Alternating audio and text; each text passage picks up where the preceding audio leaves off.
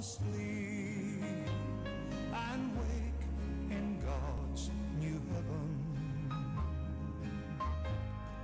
sheltered safe within the arms of God. So let the storms rage high, the dark clouds rise, they won't worry me, for I'm sheltered safe within the arms of God. He walks with me, and naught of earth shall harm me, for I'm sheltered in the arms of God, for I'm sheltered in the arms of God.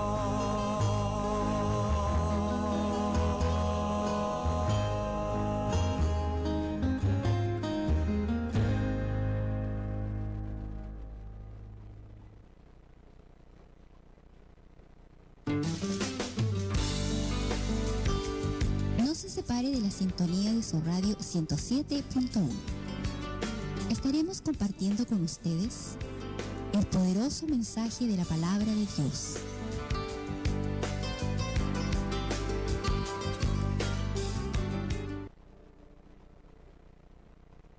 Buenas tardes, estimados hermanos y amigos.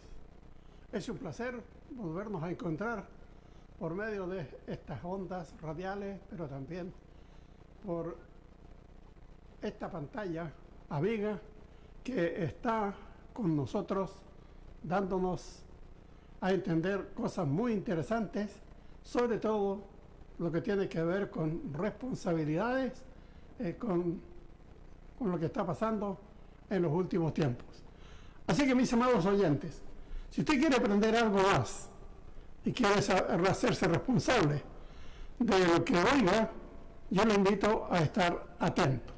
Primero, vamos a leer la palabra en Mateo capítulo 10, con la historia de aquellos hombres que fueron instruidos por Jesús. Nos vamos a hablar en esta ocasión acerca de esos 12 hombres. ¿Cómo se llamaban?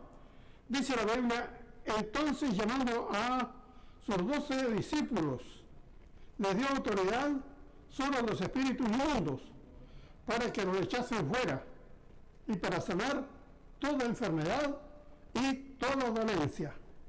Los nombres de los 12 apóstoles son estos. Primero, Simón, llamado Pedro; Andrés, su hermano; Jacobo, hijo de Zebedeo, y Juan, su hermano; Felipe, Bartolomé, Tomás, Mateo, el publicano; Jacobo, hijo de Alfeo; Lebeo, por sobrenombre Tadeo; Simón, el cananista; y Judas Iscariote, el que también lo entregó. Mis amados oyentes, para que no nos perdamos la información, nos habla de los 12 discípulos. ¿Qué significa discípulo? Significa que ellos aprendieron de un maestro, y de ese maestro que se llama Jesús. Nunca ha habido alguien como él. Jesús es el maestro por excelencia para todas las iglesias y para todas las personas que quieran salir de la ignorancia. Van a la Biblia concienzudamente, comienzan a buscar, y el Señor los comienza a sacar de la ignorancia y comienzan a ser hombres y mujeres útiles para la gloria de Dios. ¿Qué hizo según lo que nos dice con estos discípulos? La palabra dice que les dio autoridad sobre los espíritus inmundos. ¿Qué es autoridad? Es alguien que manda y los que le oyen le obedecen. Por ejemplo, un oficial de ejército manda a una compañía, dice: atención, firmes, y todos se ponen firmes. Si le dice de frente mar, ellos marchan. Si le dice alto, todos se paran. Si le da otras instrucciones, comienzan a trabajar, a estudiar, a obedecer de acuerdo a lo que ese oficial ya les instruyó con anterioridad. Así que la autoridad sirve ¿para qué en este caso? Dice que le dio autoridad sobre los espíritus inmundos. ¿Cuáles son los espíritus inmundos? Algunos dicen que son aquellos que dan mal olor. No digo que no estén en lo cierto o parte de lo cierto. Pero los espíritus inmundos son aquellos que trabajan con las cosas que no son de Dios. Y mis amados hermanos, ahí está la hechicería, las enemistades, pleitos, celos, ira, contiendas, guerras, suma y sigue. Y Jesús dio a estos hombres, a estos discípulos, les dio autoridad sobre esos espíritus que en muchas ocasiones, por descuido de los hermanos en la fe, entran estos espíritus y hacen algunos daños en las iglesias también. ¿Pero qué hacer con ellos? La Biblia dice que les dio autoridad para echarlos fuera. ¿Cómo se echa para afuera un espíritu inmundo? La palabra dice que en el nombre de Jesús atamos los espíritus y le ordenamos salgan en el nombre de Jesús. Espíritu de adulterio, de fornicación, de engaño, de traición, de guerra, de todas estas cosas. Todo no he terminado de citar, pero estoy citando algunos casos y algunas de estas cosas que nosotros bien conocemos. Así que cuando llamó Jesús a estos 12 discípulos, les dio autoridad sobre los espíritus inmundos para que los echasen fuera, y dice, y para sanar toda enfermedad y toda dolencia. Entonces quiere decir que cuando una iglesia está obedeciendo, o el pastor está obedeciendo, los misioneros están obedeciendo y están echando fuera demonios, hay obediencia. Cuando estábamos comenzando la tercera iglesia de Alianza Cristiana Misionera, de otro lado de la ciudad llegaron unos hermanos con un niño que no podía ponerse en pie. Y entonces le dijeron a estos hermanos en la fe que en nuestra iglesia el Señor estaba haciendo milagros y habían demonios que habían sido echados fuera. Fueron allá y entonces a la hora de la predicación yo le dije a 2 hermanos, uno de ellos está vivo todavía, su oficial mayor de gendarmería, que hacía poco tiempo se había convertido, un año, un poco más, y los hermanos lo habían elegido diácono un poquito tiempo después que había sido bautizado. Con otro hermano le dije, ustedes van a poner las manos y yo desde allá adelante voy a ordenar a los demonios que salgan de este niño. Y así se hizo al pie de la letra. Pero cuando estábamos en medio de la faena, ordenando a los demonios que salgan de ese niño, entonces hubo una especie de explosión de olor, pero olor que no lo pudieron soportar estos hermanos diáconos y tuvieron que sacar las manos de encima de este niño y tuvieron que hacerse a un lado. Pero la operación del Señor siguió con ese niño y el niño, antes que ordene que se levantara, se levantó sano. ¿Cuál fue la lección? La lección que quedó fue que ese niño estaba atado por demonios y al ser desatado los demonios salieron dejando su testimonio de un olor repugnante que casi atormentó a los diáconos de la iglesia. Pero salieron los demonios, el niño se levantó, los hermanos alabaron al Señor, se gozaron en el Señor. Entonces oramos por esos hermanos para que el Señor los llene de su espíritu y cuando lleguen a su iglesia y tengan la oportunidad de orar por enfermos o endemoniados, lo hagan en el nombre de Jesús, porque no se puede vencer a Satanás a menos que sean atados los demonios, y para eso tendrá que decir: demonios, en el nombre de Jesús te ato y en el nombre de Jesús te ordeno que salgas ahora. Pero antes de eso hay que por lo menos cobijarse bajo la sangre de Jesús y decir: en el nombre de Jesús me cobijo, me protejo bajo la sangre y el poder de Jesús. Ahora, ¿qué más dice la palabra? Dice los nombres de aquellas personas. O sea, para Jesús no hay ningún clandestino que esté trabajando en su obra. Esas personas son conocidas por sus nombres en las iglesias y él mismo puede decir quiénes son sus discípulos de lo que están trabajando. Menciona a 12 personas y son aquellos que estaba instruyendo para que una vez que él se vaya después de su resurrección, estas personas sigan trabajando en la obra del Señor y sigan teniendo el éxito que había tenido Jesús con los enfermos, con los endemoniados y otros y otros y otros. La palabra dice: los nombres de los 12 apóstoles son o eran estos para nosotros en nuestros días. Primero, Simón, llamado Pedro.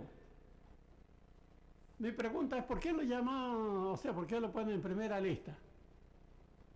No era el tipo que tenía más instrucción, pero sí era el hombre que parece que le encaraba a todo, no le tenía miedo a nada, aunque por ahí hay algún dato que parece que sí, en alguna ocasión tuvo miedo. Luego dice que este Simón se llamaba, lo hacían llamar Pedro, y Andrés, su hermano. Estos fueron los primeros que llamó Jesús, y entonces estaban trabajando después de la pesca, estaban remendando sus redes cuando Jesús le dijo que lo llamara. No pusieron resistencia, no le preguntaron para qué, sino que simplemente siguieron a Jesús. Luego habla de Jacobo, hijo de Zebedeo, y Juan su hermano. ¿Qué de Jacobo? De Santiago, pero no Santiago el de la epístola. Este es otro pescador, hijo de Zebedeo, y Juan su hermano. Los 4 eran pescadores. Estas personas, diríamos, estaban curtidos, pasando por los peligros. ¿Por qué? Porque en las tempestades del mar, ¿cuántas veces se enfrenta uno con la muerte? Tal vez le toque algunas veces que el mar esté tranquilo, pero muchas veces hay tempestades que estos pescadores o estas personas que trabajan en el mar no cuentan con vida para nada, sino que comienzan, si hay 2, 3, 4, comienzan, se abrazan, se despiden y gracias por tu compañía, porque aquí parece que ya no vamos a seguir viviendo más. Solidarios en el trabajo de la obra del Señor también. Luego la palabra dice que habían otras personas, y estas personas, uno era Felipe, otro se llamaba Bartolomé, otro se llamaba Tomás, otro se llamaba Mateo, el publicano. Este era alguien distinguido en educación ya. Así que en este equipo de Jesús de los 12 había uno bastante letrado aquí. Jacobo, hijo de Alfeo, Lebeo, por sobrenombre Tadeo, Simón el cananista, el que era de Canaán, y Judas Iscariote, el que vendió a Jesús por dinero, el traidor.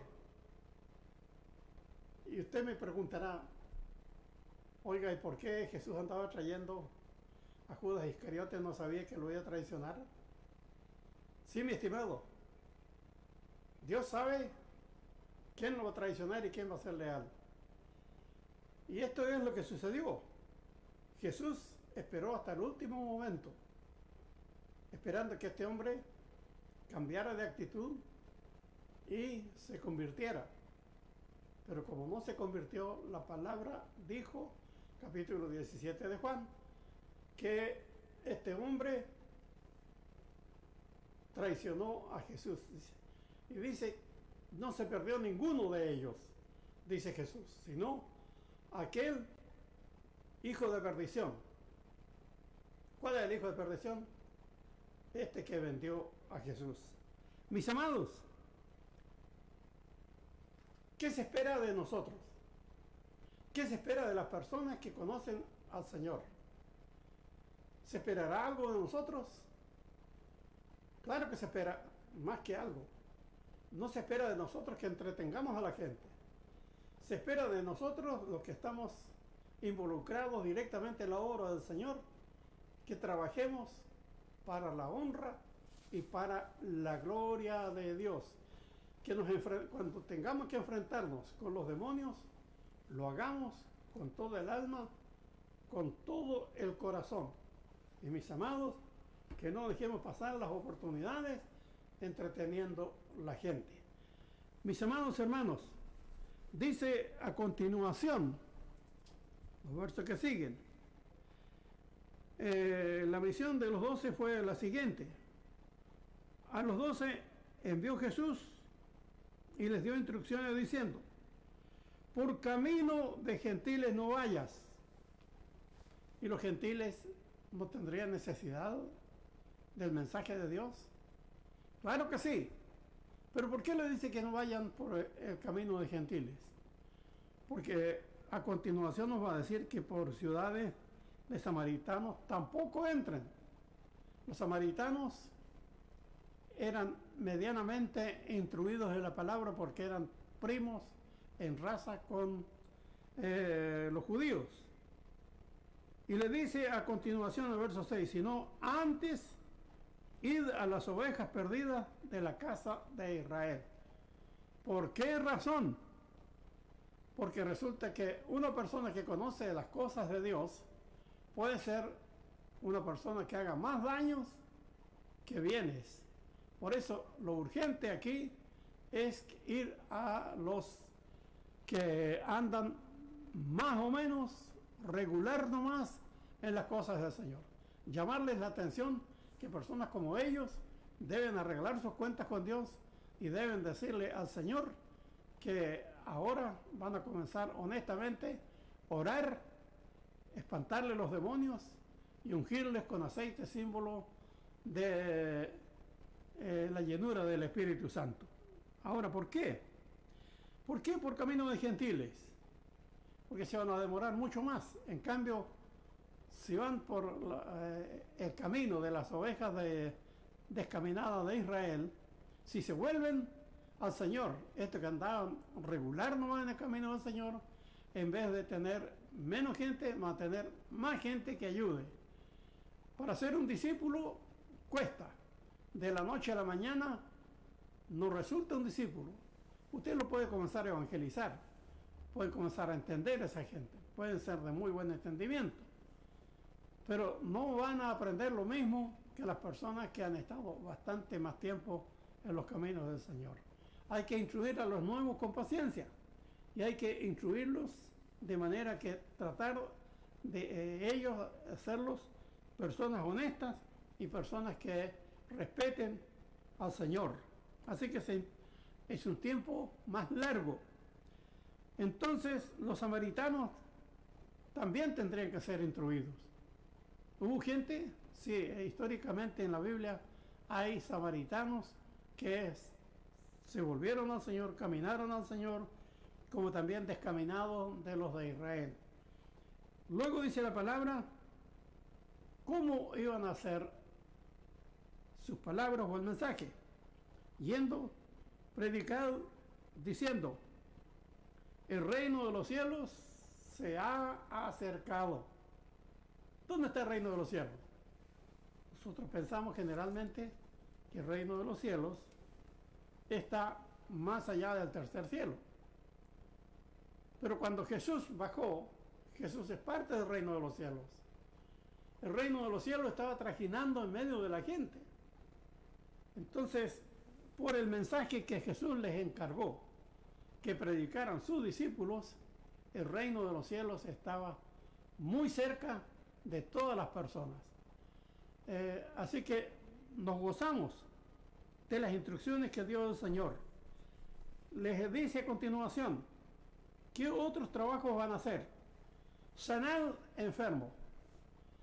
Algunos dicen que eso es ser demasiado creído y sin respeto cuando decimos que el hermano fulano de tal oró y sanó al enfermo fulano de tal. La palabra dice aquí que Jesús, cuando mandó a sus discípulos, le dijo, sanad enfermos por su voluntad. No, aquí hay algo interesante.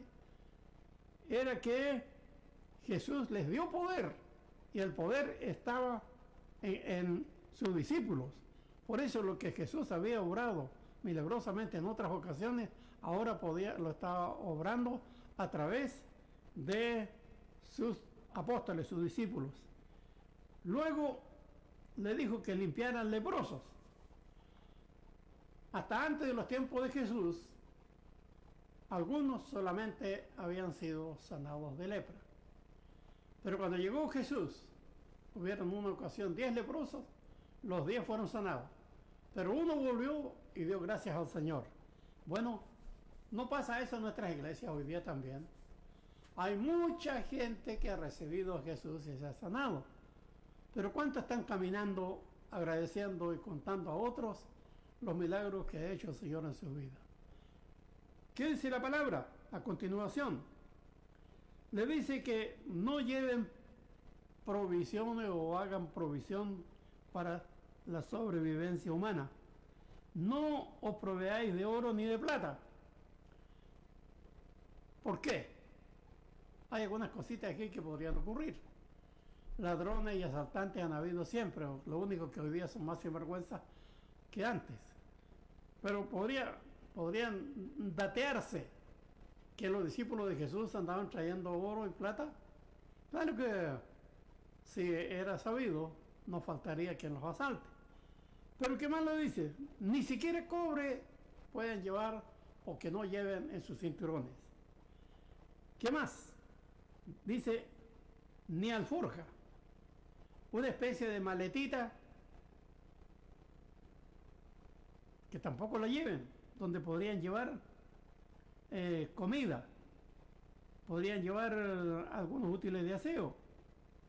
No lleven 2 túnicas, es decir, sería hoy día como si lleváramos 2 ternos, camisas y todas esas cosas. ¿Qué más le dice? Ni lleven más calzados, sino que los que llevan puestos. ¿Qué más? No lleven un bastón. ¿Y servirá para algún bastón? Claro que sirve. Para caminar en la noche puede ayudar a sondear el terreno. ¿Pero qué más? Puede servir para apoyarse. Puede servir para defenderse. Pero no lleven comida tampoco. ¿Por qué? Porque le dice que el obrero es digno de su alimento. Es decir, no ande pidiendo comida tampoco. Pero sí, haga lo que yo le estoy mandando. ¿Qué más? Al entrar en la casa, salúdenla. Saluden a todos los que estén allí. Y si la casa fuere digno, vuestra paz volverá sobre ella o vendrá sobre ella. Mas si no fuere digna, vuestra paz volverá a vosotros. Ustedes van a saber inmediatamente cómo está esa casa. ¿Se puede saber? Claro. ¿Por qué? ¿Por cuál medio? Por el Espíritu del Señor. ¿Qué más? Dice, si alguno no os recibiere, ni oyere vuestras palabras, salid de aquella casa o ciudad y sacudid el polvo de vuestros pies. ¿Por qué? Porque hay una sentencia. ¿Cuál es la sentencia? De cierto os digo que en el día del juicio, es decir, hoy no se va a juzgar, mañana tampoco, pero esto va a quedar reservado para el día cuando haya que juzgar las naciones, también las ciudades van a ser juzgadas por sus actitudes con aquellos que fueron enviados para predicarles el Evangelio. La palabra dice que será más tolerable el castigo para la tierra de Sodoma y Gomorra que para aquellas ciudades que no recibieron a Jesús como o a los enviados por Jesús. Estimados oyentes, ¿qué me dice usted? ¿Ha entendido algo de lo que hemos dicho? Yo creo que sí. Ahora, si usted tiene algunas preguntas, puede enviarlas a este lugar de transmisión y ellos tomarán las preguntas y en alguna ocasión podremos responderlas, pero tenga cuidado, no haga preguntas capciosas, es decir, para saber si acaso sabemos o no sabemos. Pregunte lo que usted sabe que necesita en su vida, lo que necesita en su casa. ¿Necesitan un milagro? ¿Necesitan trabajo? ¿Qué necesitan? ¿Dios puede responder? Sí puede responder. Mis amados, les agradezco por la atención que han prestado a esta transmisión y deseamos que Dios les bendiga y lo deseamos de todo corazón. Y en la próxima ocasión que podamos encontrarnos, ustedes hayan enviado alguna de las noticias diciendo: hemos escuchado la palabra transmitida y estamos seguros que esta viene de Dios, la hemos recibido en nuestra vida. Ahora, si puede indicarnos dónde podemos asistir para seguir madurando nuestras vidas espirituales, le podemos dar algunos datos que puedan ser útiles también. Muchas gracias por vuestra atención y Dios les bendiga. Hasta la próxima ocasión. 20:26.